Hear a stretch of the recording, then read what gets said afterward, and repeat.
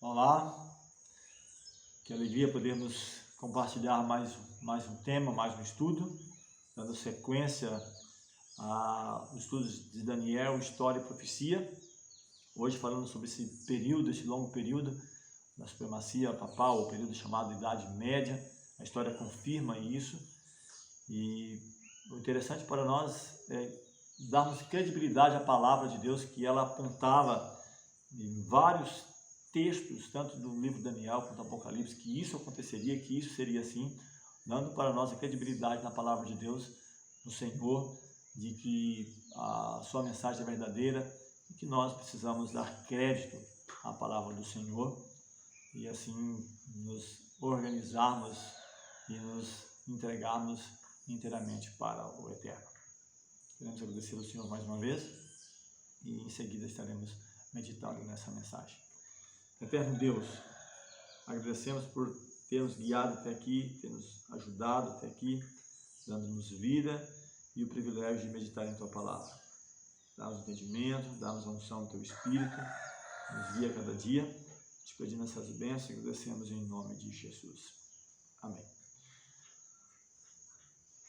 Em 2 Coríntios, capítulo 11, versículos 14 e 15, falando sobre essa mutação, essa mudança que houve de estratégia, né, de Roma, império, de perseguição, que isso foi, que sabe, até o primeiro século, segundo século, terceiro século já começa a ter uma mudança e muitas vezes a gente fica questionando qual seria o mais importante, né, uma mudança, mas a que preço, qual o valor pago por essa mudança, né, onde aparentemente o imperador se converte. Isso foi algo, né, de muita alegria, aparentemente, começa a ajudar financeiramente, mas começa um chamado, uma paganização do cristianismo ou das crenças cristãs judaicas, da igreja cristã primitiva, daquilo que eles adoravam, até mesmo dos ritos, das doutrinas, foram sendo mudadas passo a passo no decorrer dos séculos, demorou bastante tempo, e as estratégias, né, até usar a linguagem, a tecnologia,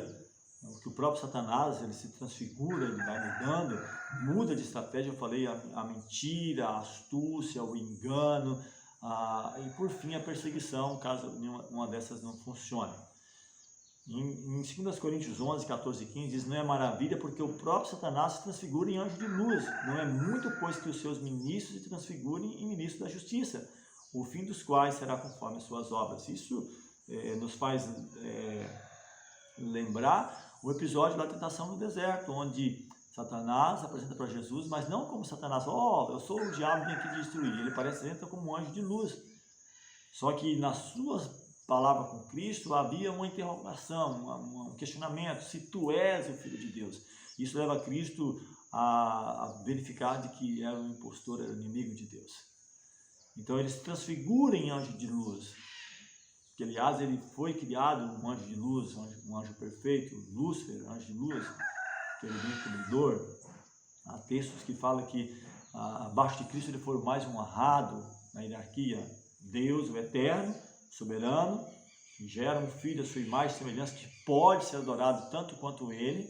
Cristo, eu estou colocando a minha opinião pessoal aqui, juntamente com seu Pai, cria todas as coisas, inclusive Lúcifer, que entendo, colocando o meu posicionamento, ele é o primeiro a ser criado, e diferente, Cristo é gerado, Cristo é filho de Deus, como um amigo meu gosta de dizer, tem o DNA do Pai, é filho mesmo, não somente quando nasceu aqui, é filho na eternidade do Pai, juntamente com o Pai cria todas as coisas, e Lúcifer entraria como o terceiro na hierarquia, em poder, e ele então conhece muito bem o governo de Deus, ele trabalha, trouxe a terça parte dos anjos, expulso com ele do céu, quando se levanta contra o governo de Deus, e ele se transforma em anjo de luz. Ele vai fazendo essa mudança, essa mutação, né? E em Roma isso acontece, essa transformação. Ele usa os outros impérios no sentido mais de perseguição, de impor, mas aqui nesse aspecto há uma mutação, uma aparente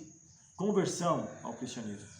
E aqui mostra o que aconteceria nos últimos dias, 1 Timóteo 4, 1, 2, que o Espírito expressamente diz que nos últimos tempos apostatarão alguns da fé, dando ouvidos a espíritos enganadores e a doutrinas de demônios, pela hipocrisia de homens que falam mentiras, tendo cauterizado a sua própria consciência. Então, Ele fala que apostatarão da fé, dando ouvido a espíritos enganadores, doutrinas de demônios, que foram colocados no decorrer da história, que muitas vezes nós não paramos para comparar com assim do Senhor e verificar se é isso mesmo. Quero só fazer uma pequena retrospectiva com respeito às nações e perguntar que nação dominava o mundo no período do nascimento e morte de Cristo. Isso é bem óbvio, a história confirma, mas aqui eu quero pegar um texto bíblico.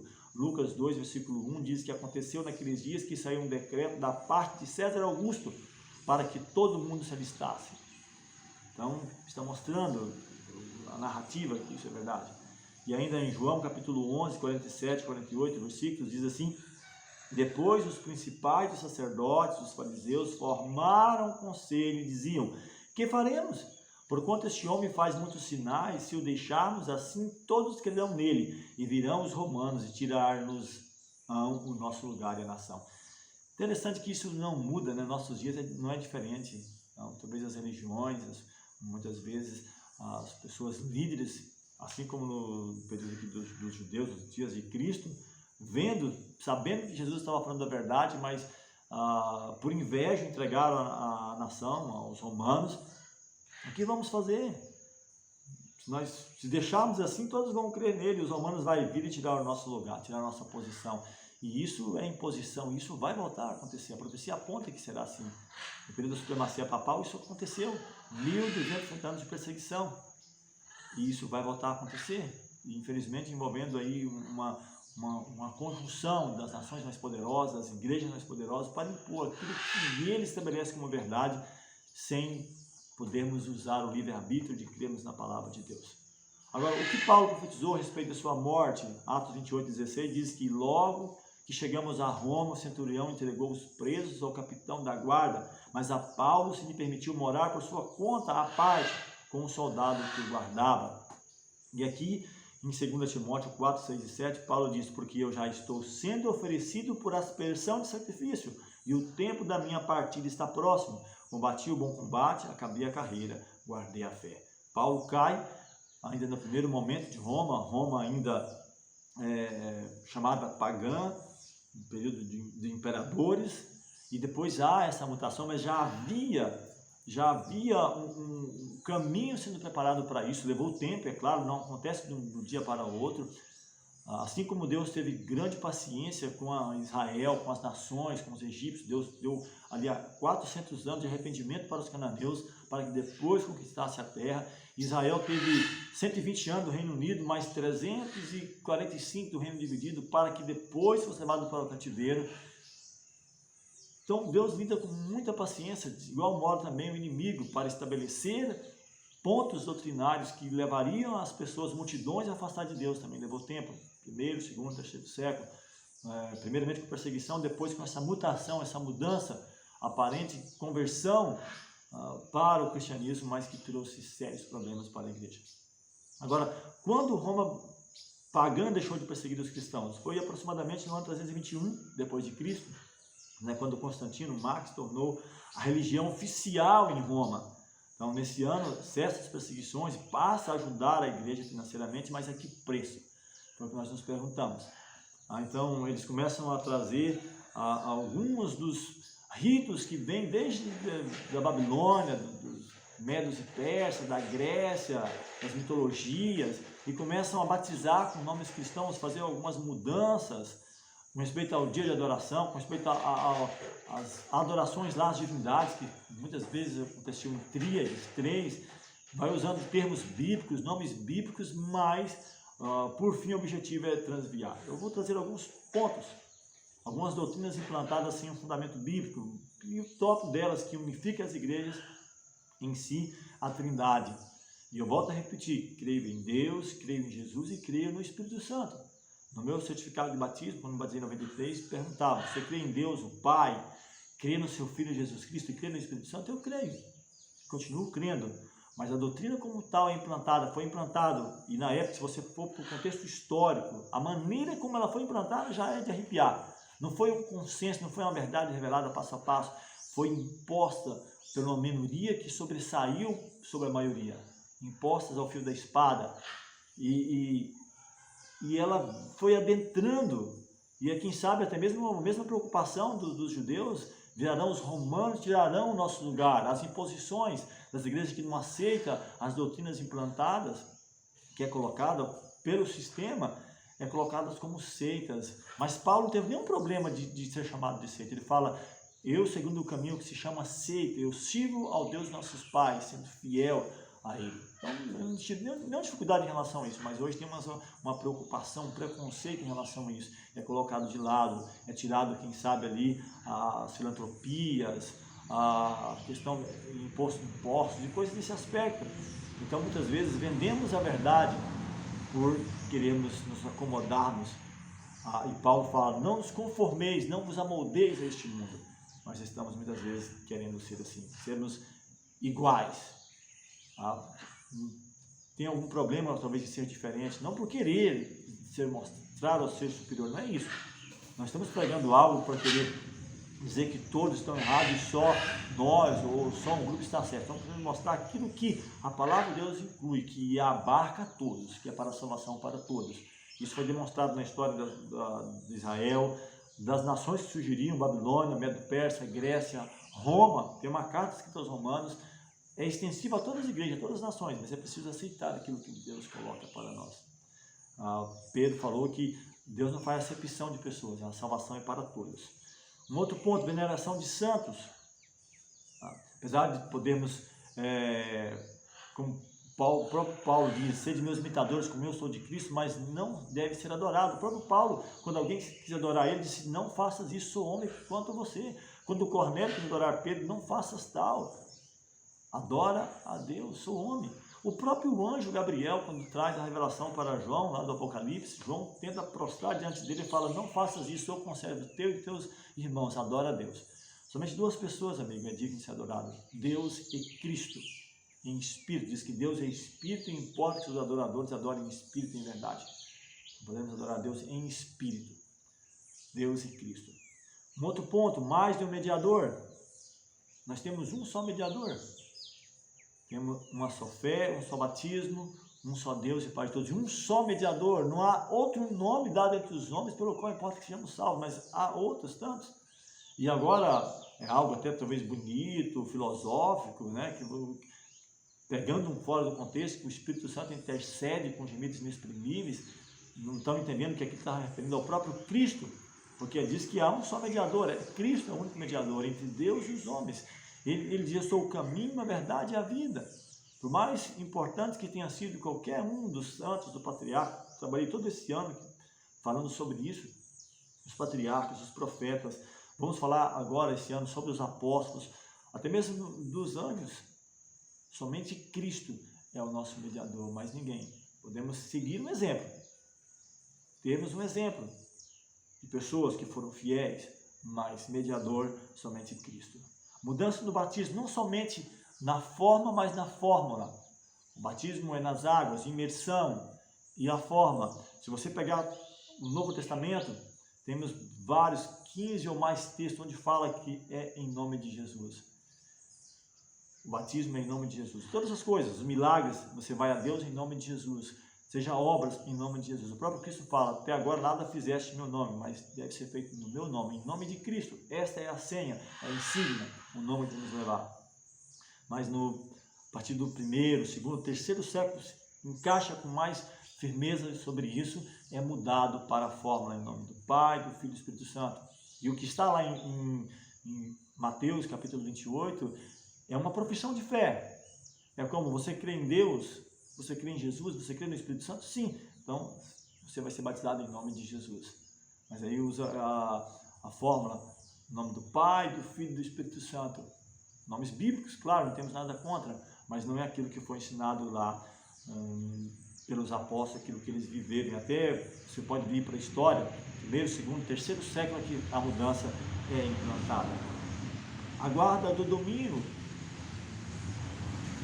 O sábado é o dia de guarda dos 10 mandamentos. O quarto mandamento é o único que Deus colocou. Lembra-te do dia do sábado para santificar. Foi mudado. 321 é adotado ali. Passo a passo foi colocando como dia de festividades, o domingo, mas passo a passo foi ganhando espaço. até que então foi implantado como um dia de guarda. Decreta-se que todos os cidadãos da cidade, do campo, guardam o dia venerável do sol, o dia que era dedicado às festividades. Então, no intuito de agradar, de buscar aqueles que adoravam lá, de unificar, de não perder espaço que os cristãos estavam ganhando, alcançando até mesmo espaço em Roma, de buscar a todos, agregar a todos, eles foram pegando dias lá de festividades que eram utilizados lá para os deuses lá da Babilônia e outros mais, e foram agregando, trazendo, quem sabe, o nome de apóstolos, quem sabe o próprio império havia matado, e foram fazendo essas mudanças, essas adaptações, essa mutação no período de Roma império, ou chamada pagã, para cristã. Uma Páscoa torcida. A Páscoa é o símbolo da libertação lá do Egito, onde um cordeiro era imolado representando Cristo, e uma representação também da libertação do pecado, onde Paulo fala, Cristo, a nossa Páscoa, foi sacrificado por nós. Mas o mundo hoje comemora diferente. Se é que deveríamos comemorar a Páscoa, porque Paulo diz, Cristo, a nossa Páscoa, foi sacrificado por nós. O Cordeiro de Deus que tira o pecado do mundo. Muitos daqueles ritos não é mais utilizado. Mataram ovelhas, cordeiros, porque nós temos acesso ao Pai por intermédio de Cristo. Ele é o nosso sumo sacerdote, nos fez sacerdotes, podemos ir até Ele. Um outro ponto, imortalidade da alma, que inclusive foi o primeiro ponto que o inimigo usou lá para Eva, certamente não morrerás. E quantas igrejas, até mesmo chamadas cristãs, pregam que ao morrer já está no inferno, que é outra doutrina, já está no inferno queimando para sempre, ou quem sabe no espaço, ou para o céu de Abraão, ou que está salvo já foi para o paraíso. Se isso é de fato assim, para que Cristo vai voltar? Porque o salvo já está lá, os ímpios já estão queimando. Então, para que Cristo voltaria? Isso cai por terra a doutrina da volta de Jesus. A imortalidade será quando Cristo voltar, quando transformar nosso corpo abatido, Paulo diz, nosso corpo mortal para imortal. Então, um outro ponto que eu quero trazer aqui, Daniel 12, verso 7, diz que quanto tempo deveria durar essa perseguição? Ele fala, eu vi o homem vestido de linho que estava sobre as águas do rio, o qual levantou ao céu a sua mão direita e a sua esquerda e jurou por aquele que vive eternamente, que isso seria para um tempo e metade de um tempo, quando tiver acabado de espalhar o poder do povo santo, todas essas coisas serão cumpridas. Daniel 12, 7. Como eu mencionei, nenhum período é mencionado mais do que esse, período de supremacia. Depois um outro nome também surge, Clovis, 508, que faz algumas mudanças, é tirado o contínuo que vinha ali das assolações e passa a trazer a abominação assoladora. Um outro período agora, e o papado ele se estabelece a partir de 538, 30 anos após, se estabelece e vai até 1798. 538, onde se assenta ao poder e vai até o ano 1798, 1260 anos de perseguição, quando Napoleão Bonaparte aprisiona o Papa Pio VI, e ele então perde a sua supremacia. Justiniano, aqui no início, ele nomeia o bispo de Roma chefe das igrejas, e nesse período de 1260 anos persegue e se impõe, não só no contexto político, mas também religioso. E como eu mencionei, esse texto é mencionado várias vezes, Daniel 7, 25, também Daniel 12, 7, acabei de ler, Apocalipse 11, 2, fala 42 meses, que é o mesmo período de 1260 anos, Apocalipse 11, 3, 1260 dias, que é o mesmo período também, Apocalipse 12, 6, 1260 dias, Apocalipse 12, 14, um tempo e metade de um tempo, e por fim Apocalipse 13, 5, 42 meses. Se você for fazer um cálculo, é justamente isso, de 538 a 1798, período de supremacia, onde aqueles que queriam realmente servir, guardar os mandamentos de Deus, foram perseguidos, massacrados. O mesmo período também onde diz que a igreja foge para o deserto, onde a Apocalipse fala sobre isso, onde é lugar preparado para isso. Que o Eterno te abençoe, que o Eterno te ajude e nos ajude a entender o seu propósito, o seu objetivo para a nossa vida. Temos aqui algumas aplicações ainda, que em vão me adoram ensinando doutrinas que são preceitos de homens, Mateus 15, 9. Então não importa só adorar, eu tenho que adorar, mas adorar da maneira correta. Ainda ele fala, Mateus 15, 13, eles porém respondendo disse, toda a planta que meu Pai Celestial não plantou será arrancada. E isso é muito sério. Tá? Toda doutrina que o Eterno não plantou, ela será arrancada. E isso deve nos chamar a atenção. Se você não tinha conhecimento sobre esses pontos doutrinários, não acredite simplesmente no que eu estou falando, vá à palavra de Deus, vá no contexto histórico, pesquise sobre isso.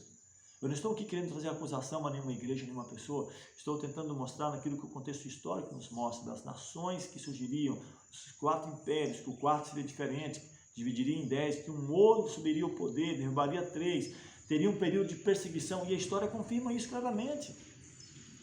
Isso não quer dizer que não possamos alcançar a salvação, que esteja além da salvação. Todas as nações, todas as pessoas, enquanto temos vida, temos oportunidade de salvação. Que o Eterno te abençoe. No próximo tema, vamos falar sobre um tempo determinado. Há um período determinado onde a longanimidade de Deus termina. E Ele quer salvar a você e a mim. Vamos agradecer. Eterno Deus, amável Pai, te damos graças pelo cuidado, a proteção, pelas vitórias alcançadas. Rogamos a unção do Teu Espírito em nossas vidas. Dá-nos a iluminação. Nós rogamos e agradecemos em nome de Jesus.